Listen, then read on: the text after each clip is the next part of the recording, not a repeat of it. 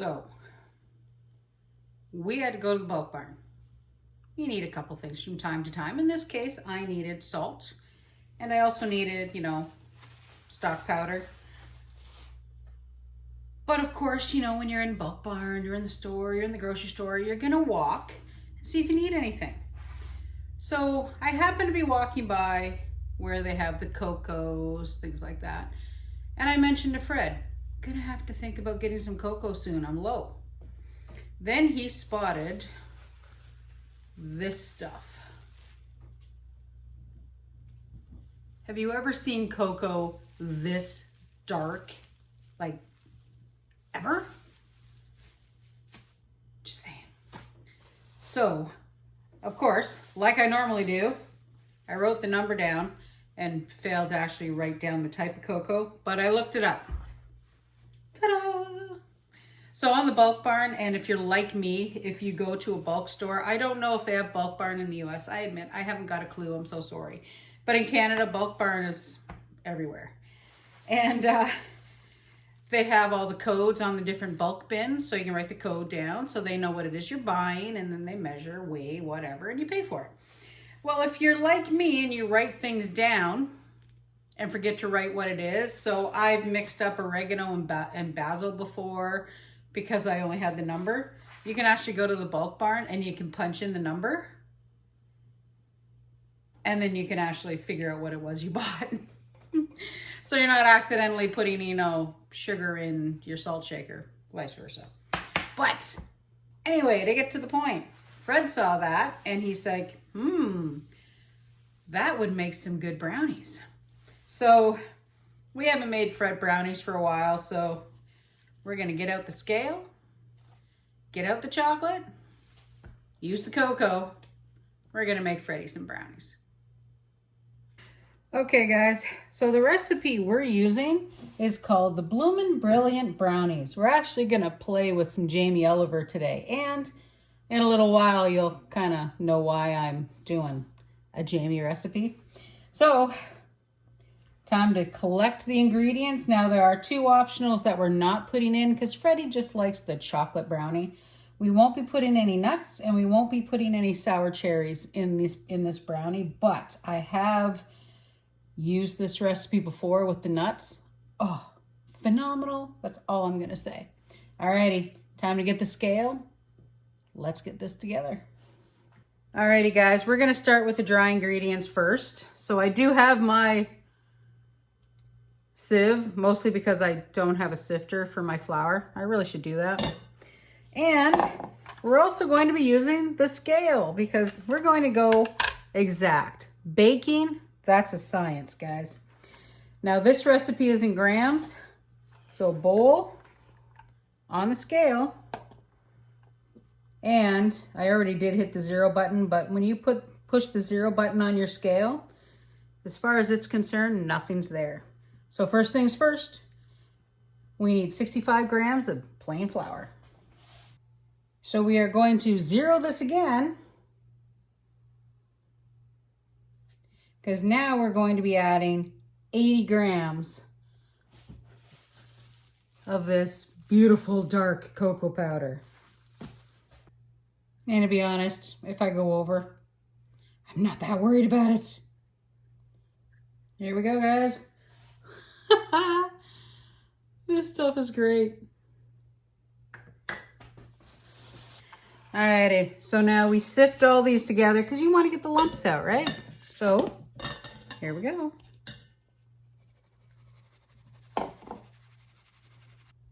So next are 360 grams of sugar. Now, if you guys are going to use an English recipe, they actually call it caster sugar, just so you know. Alrighty. There we go. There's the sugar.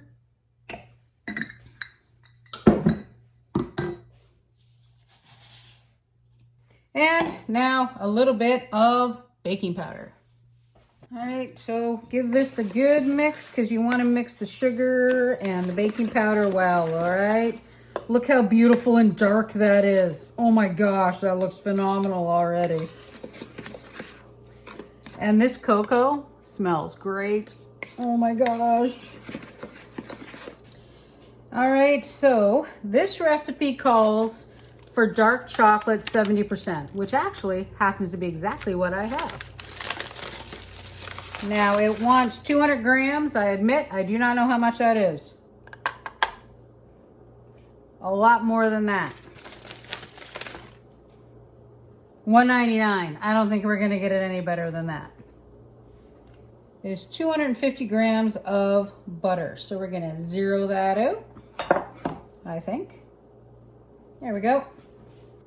250 grams of butter. All right, so we do need to chop this chocolate up a bit. This is not a knife I take out often.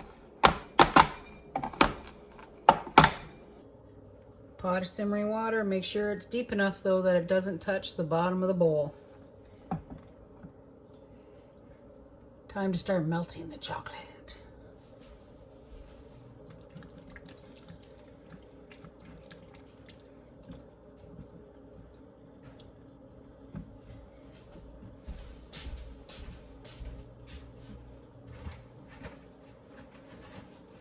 Chocolate and butter is melted. Now, you're supposed to put the flour in the chocolate, but I didn't have a bowl that would fit in that pot, so pour all this in. Get every last drop. There we go. Give this a quick mix. Helps cool the chocolate down a little bit. Of course, I'm making a mess. Go figure. Look how dark that is. It's like black. Look at that. There we go. Now 4 eggs. One at a time. I'm getting chocolate all over the eggs. Now, unlike some chocolate brownie recipes where they say only stir it 50 times, this thing, you just keep whipping it up until it's smooth.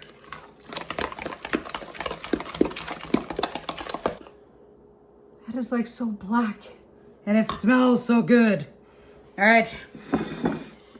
So next thing, square baking dish. Now, if you guys have never done this before with parchment or greaseproof paper, get it wet in the fridge and then it'll fit the nooks and crannies without any problems. So I've got, maybe I'll try folding this back. Let me take a look. Nope, still won't work. Never mind. Yeah, so if you get it wet and put it in the pan, perfect every time. All right, you ready? This is the money shot. Oh my, that looks so good.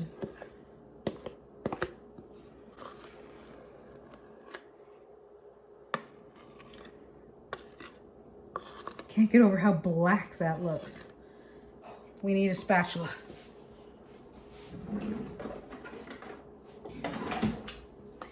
All right, get this spoon out.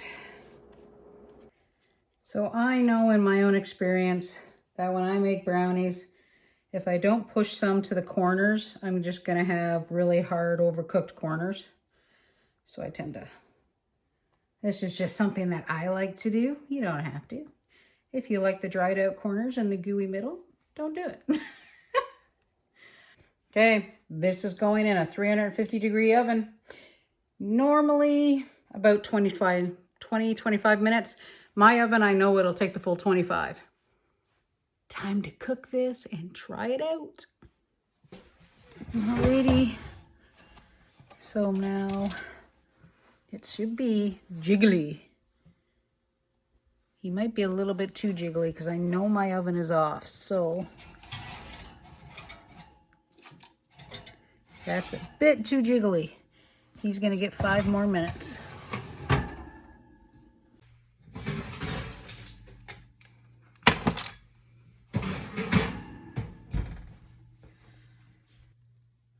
Yeah, look how gooey that is. Alrighty, guys. That may look undone, but trust me, that's how you want it.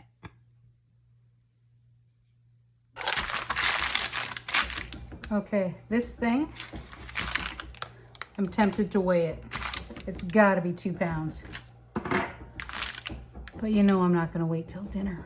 Okay, so just so you guys know the difference, this one is a corner piece.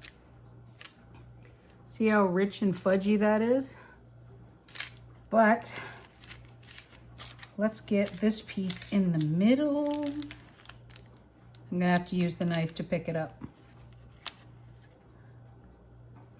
It's barely holding together. Alrighty, so yeah. Like I said before, my oven is a little out of whack, but look how dark that is. I'm gonna try the corner piece because I kind of like the corner pieces. Ready? That is so rich and chocolatey. Now, if you don't like dark chocolate, I mean, you can do this recipe with not a 70% chocolate. You can use probably like a 50 or a 40, but the 70, wow, that's a serious cocoa hit. Alrighty. Well, there's the one cooking with a new product. Keep watching because now we're gonna do something I've never tried before. We're doing a second Jamie. So we did the brownies because that was a new product and we kind of really had to try them. And I'm just telling you, they are so rich. Fabulously rich. That cocoa might actually be even too much for me, but Freddie, perfect. But the new product and now a new thing. So I've never made bagels. Apparently it's relatively easy. And it was actually the Jamie recipe that kind of prompted me to give this a try. And then of course, when I got the new cocoa, I had to try a Jamie recipe. So we're actually gonna follow another Jamie recipe, and yeah, I'll put both of them below so you can see them. We are doing the big guns because hand kneading anymore, nah, I just don't do it. Alrighty, once again, we got our scale out. All right, turn him on. As soon as I learn how to push the power button.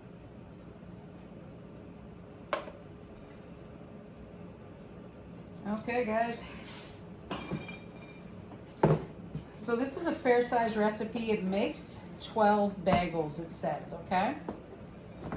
Now, I do not have bread flour, so I'm using just regular old AP because that's what I have. 750 grams of flour.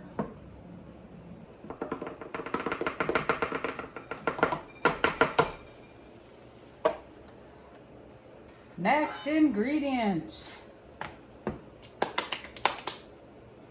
So we have to add yeast, a little bit of brown sugar, and some fine sea salt.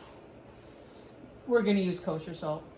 Now, a 7-gram package of yeast is what the recipe calls for. Now, here in Canada, they come in 8 grams. So that little bit of extra yeast, I am not about to weigh out 1 gram of yeast just to have it sit in the refrigerator. So we're putting the whole thing in.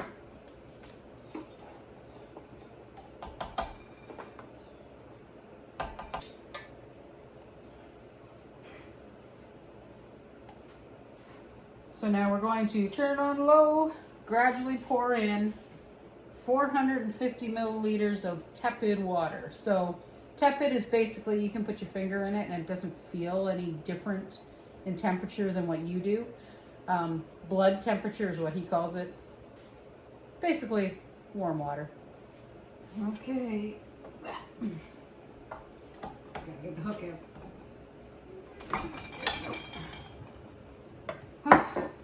Alrighty. This dough is definitely a lot stiffer than a bread dough.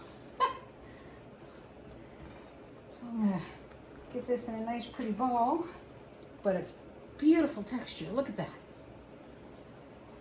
So now if you're using a mixer, like it says on the recipe,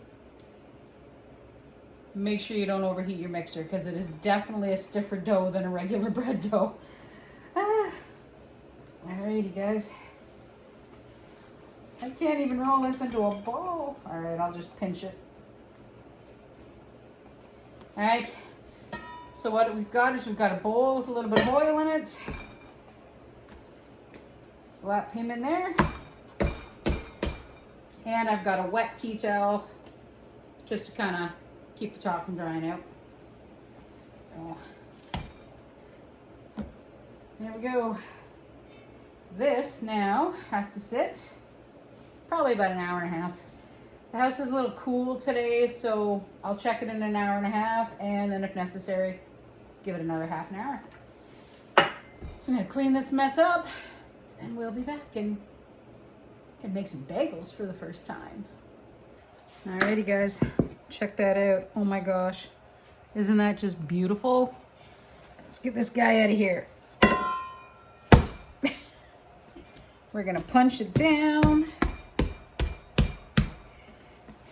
Give it a little bit of a knead, and we're going to put this into 12, hopefully, equal size pieces.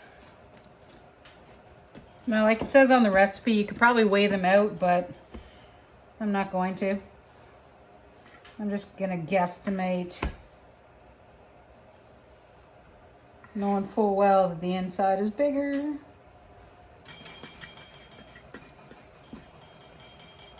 That didn't work out as planned. All right. Well, apparently I suck at making balls.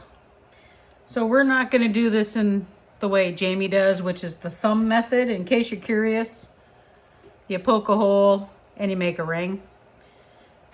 We're doing New York City bagel style.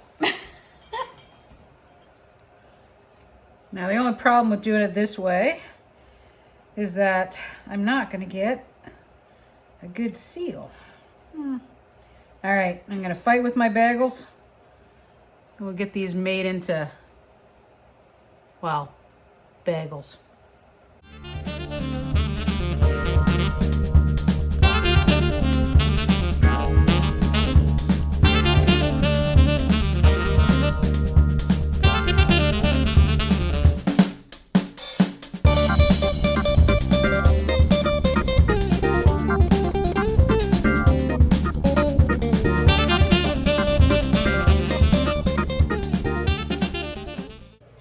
So my bagels aren't what you'd call pretty, let alone uniform. Some of them we did the thumb method, some of them we rolled. They look weird, that's okay. But we've got some water here, almost up to the boil. And what you add is a tablespoon of baking soda. Now in the recipe, guys, if you're in the US or Canada, it says bicarbonate of soda. That's just baking soda. So we get this up to a boil, and then we're going to start boiling our bagels for 2 minutes. I ended up with a baker's dozen because the one section I did cut too big. Okay, so if you know anyone that works in a Montreal or a New York bagel shop, kudos to you, because none of these actually look good. They didn't stick together very well, but that's okay. It's the first time we did it. So I'm going to put some egg wash on because we are going to turn these into Everything Bagels, and I want this stuff to stick. Now I know you watch them, you know, the factory videos, stuff like that, and you see those professional bagel guys taking them out of the water, tossing them right in sesame seeds and stuff. Well, one, I don't have great big huge tubs of sesame seeds or whatever. And two, knowing me, that'll be the messiest job and messiest thing you guys have ever seen me make. All right, the other tray is still cooling down a little bit. I don't want to cook the egg wash. So we're using, guess what? An Epicure. This is actually the Everything Bagel that they make. Oh, smells good. All right, I think we're gonna leave these one plain, but I'm gonna still put some egg wash on them because I have some left. I'm not gonna waste it.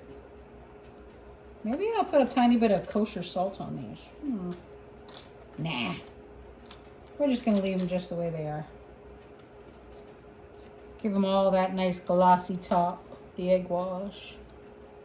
There we go. check the recipe.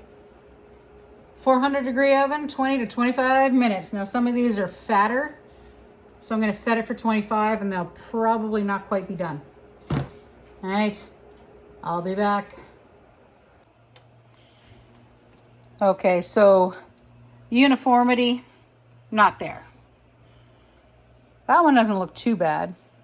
Of course, it didn't stick together. But smell-wise, these are great. And they've got that crunchy kind of texture happening. So we're going to let these cool and then we're going to try them out. This is actually kind of cool. I'm really happy. Okay. So they came out better than I thought, but as you can see, yeah, I really suck at rolling bagels. But no, they came out really well. I'm pretty happy with these. So we're gonna take this one because it's still funky, but it's a little bit more of a circle. Let's see how they came out inside. Alrighty guys, I'll start slicing on the fat end because it's probably safer that way.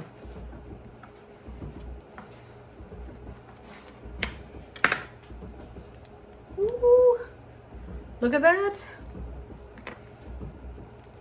So they have that crunchy on the outside. You hear that? That's actually the baking soda that does that, guys. It gives you that nice crunchy, not really crunchy, but firm. Now, I think the next time I make them, I'll probably let them rise a little bit more before I pop them in the hot water, but these are soft. Let's get some butter. Now, these are definitely not good enough to make a nice little egg breakfast sandwich or anything, because they are seriously not the right shape, far from the right shape, actually. All right, let's try these out. Okay, so like I said, they've got that nice little brown on the outside.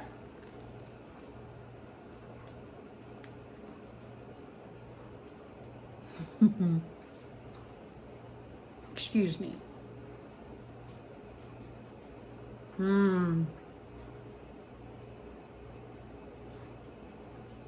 They have that really good bagel chew on the outside. This we will be doing again. But before I take those to Fred for the official taste test, I did a little bit of digging around. Butter on my finger, sorry. So just messing around with this recipe. It'd be so easy. Make onion bagels. Get some nice toasted onion, some minced garlic. Like, these would be fabulous. Put a tiny bit of sea salt maybe on the top. The stuff that I used is this Everything Bagel Mix, and there's tons of different kinds of Everything Bagel Mix that you can put on top. But I say this was a success. So there we go. We tried something new today. I've been wanting to try it, I'm not gonna lie, for quite a while, but I don't know why I never looked it up, and then I just randomly saw that video. So what I'll do is I'll link the video for this. And yeah, Jamie's bagels look so much better than mine, but hey, they still taste good.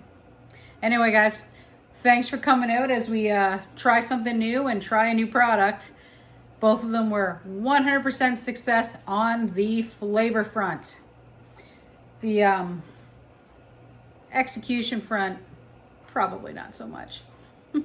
Anyway, we will talk again soon, and thanks for coming out. I appreciate each and every one of you, and we'll see you next time as we do our simpler life here on PEI.